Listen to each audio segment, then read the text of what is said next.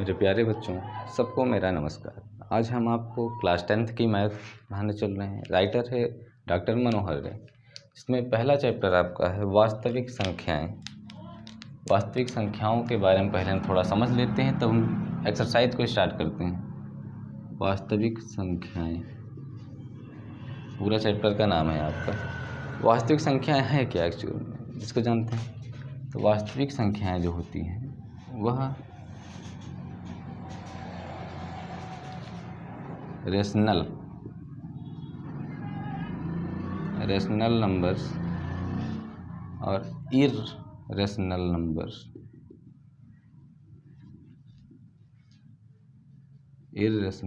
Numbers कहने का मतलब यह है कि रेशनल नंबर जो है हमारा, उसे हिंदी में बोलते हैं परिमेय संख्याएं। और इररेशनल नंबर को बोलते हैं अपरिमेय संख्याएं। या इसे कह सकते हैं कि परिमेय तथा। इसकी अगर डिफिनेशन हमको लिखनी हो तो हम क्या लिखेंगे। इसकी डिफिनेशन अगर लिखनी वास्तविक संख्याएं हैं क्या, तो लिखेंगे कि परिमेय तथा अपरिमेय संख्याओं के समुच्चय को वास्तविक संख्याएं कहा जाता है। परिमेय तथा अपरिमेय संख्याओं के समुच्चय को वास्तविक संख्याएं कहा जाता है। अब यहाँ पे जो परिमेय संख्याएं हैं, परिमेय संख्याएं मतलब क्या होती हैं। परिमेय संख्याएं और अपरिमेय संख्याएं। परिमेय संख्याएं वो संख्याएं होती हैं जो p/q के रूप में लिख सकते हैं। इसे भी p/q के रूप में लिख सकते हैं, लेकिन इसमें एक अलग नंबर आ जाता है जो विभाजित नहीं होने देता है। जैसे इसका एग्जांपल हम लें तो इसका एग्जांपल ये बनेगा आपका 1/2, 3/2, 5/2 डॉटेड आदि ये सब हैं, ठीक। लेकिन इसमें क्या होगा, 2√3/5, 3√2 -3√5/2। तो ये सब अपरिमेय संख्याएं हैं, यानी जिनका हल पूर्ण रूप से ना हो। ये अशांत आवर्ती कह सकते हैं इसे। तो आगे चलते हैं। रेशनल नंबर को भी बाद में 2 पार्ट में बांट दिया गया। उसमें पहला था आपका पूर्णांक, यानी जो इंटीजर्स था, इंटीजर्स नंबर या पूर्णांक कह सकते हैं। और दूसरा पार्ट आपका यहाँ पे बनेगा वो भिन्न बनेगा, फ्रैक्शन, जिसे इंग्लिश में बोलते हैं फ्रैक्शन, हिंदी में बोलेंगे भिन्न संख्याओं में डिवाइड हो गया। तो ये आपका पूर्णांक था, ये आपका फ्रैक्शन था। यानी अगर इसका पूर्णांक मतलब समझें हम, तो इसका एग्जांपल जो है आपका देखते हैं, जैसे 2, -2, 3, 4, ये सब क्या है हमारे, ये सब हमारे पूर्णांक हैं, ठीक। और भिन्न संख्याएं जैसे 1/2, -3/2, 2/5, ये सब भिन्न संख्याएं हैं। अब यहीं पे थोड़ा सा और डिटेल करते हैं। तो ये पूर्णांक जो है हमारा, पूर्णांक को इस तरीके से बांटा गया। एक नंबर लाइन मैंने आपको बताया था, बीच में 0 होता है, बीच में आपका 0 होगा। 0 के बाद 0 मतलब 0 होगा। और इसके पहले आता है आपका नेगेटिव इंटीजर्स,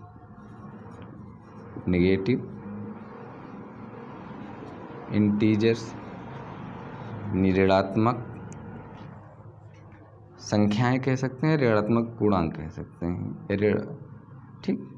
तो ये ऋणात्मक पूर्णांक है आपका। फॉर एग्जांपल अगर इसका लें तो जैसे -1, -2, -3, -10, -8 जो भी है आपका नेगेटिव में है तो ऋणात्मक।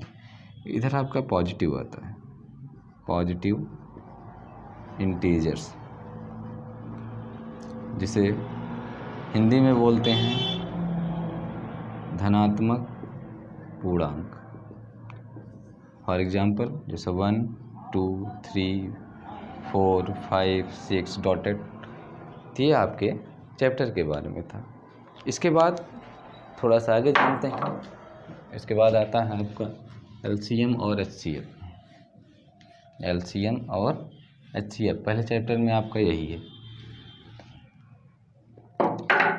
मेरे प्यारे बच्चों, आप जानते होंगे कि लासा और मासा पिछली कक्षाओं में पढ़े होंगे 6 7 8 में।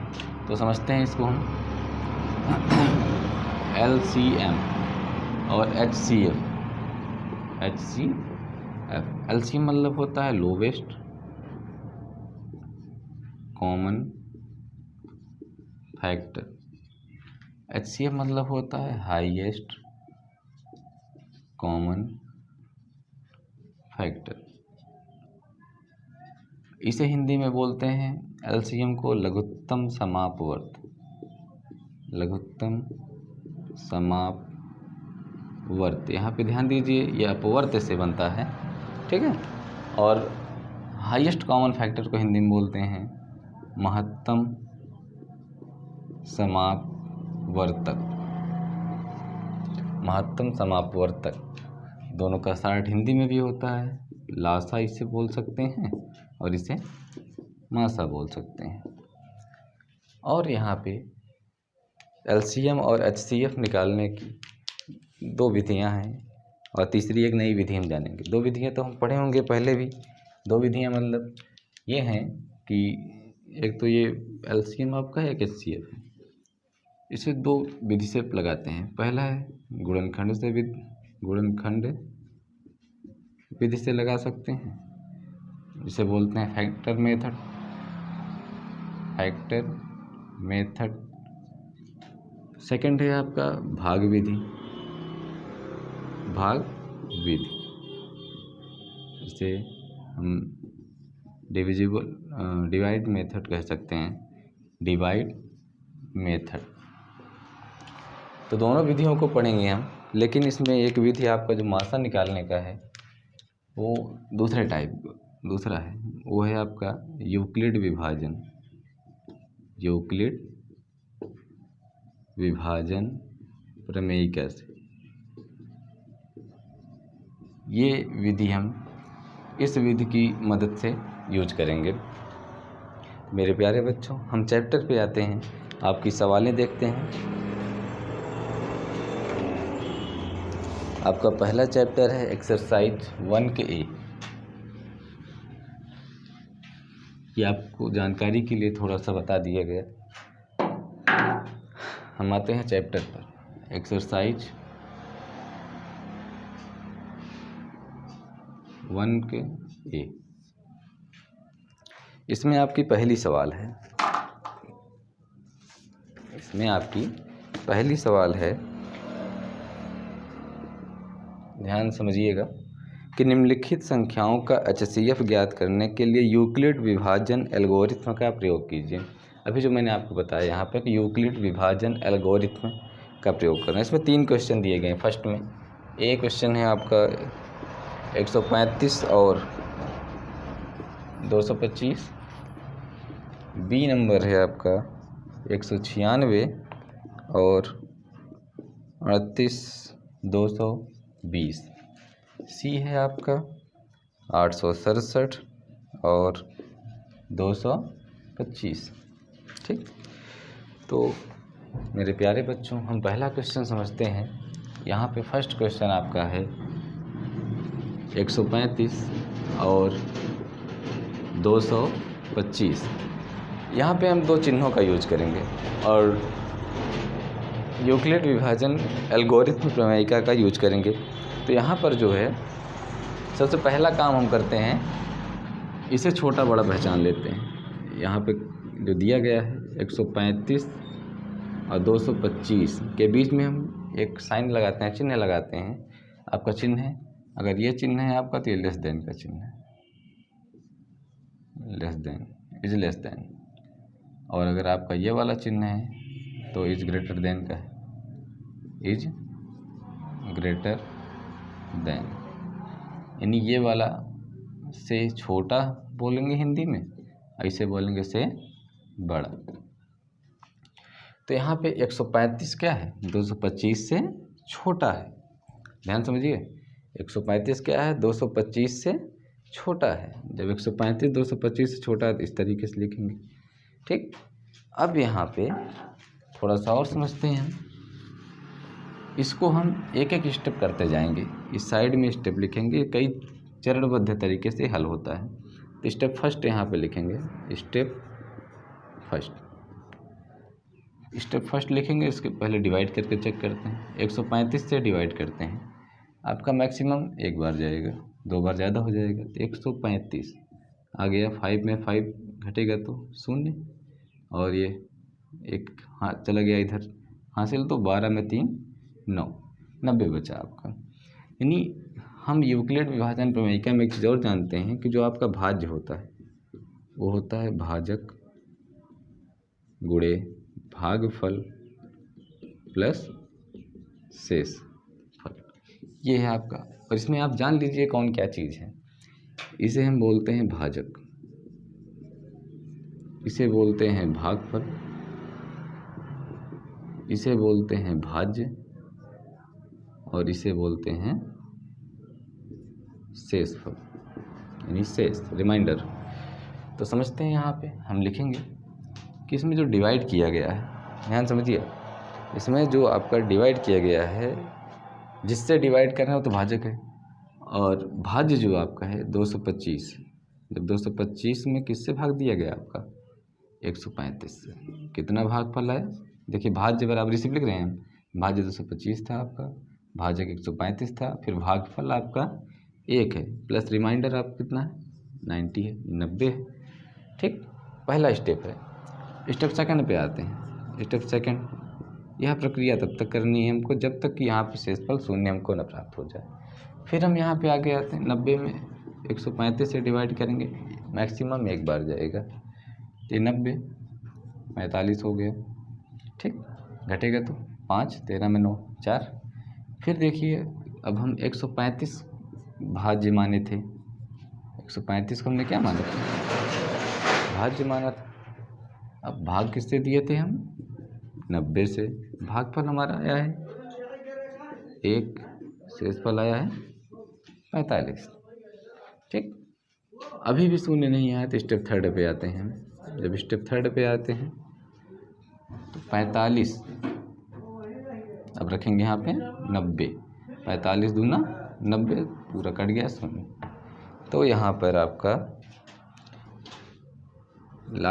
लास्ट में 90 में डिवाइड किया गया था, 45 से आपका भागफल आया था 2, और रिमाइंडर आपका 0।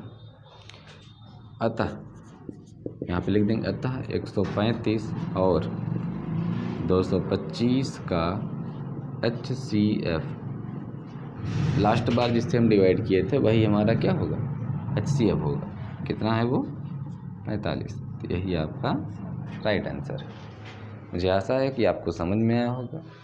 थोड़ा सा कम है तो आप वीडियो को दोबारा देखेंगे और अच्छे से आ जाएगा। मैं अगला क्वेश्चन लेता हूँ आपका, question number B. Question number B,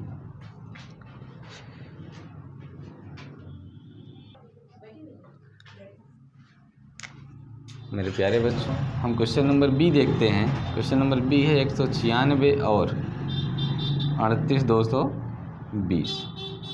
मैं ये आपको समझाता हूँ, आपको तीसरा क्वेश्चन करना है खुद पे। आप कमेंट करके तीसरा वाला बताइएगा आंसर कितना आ रहा।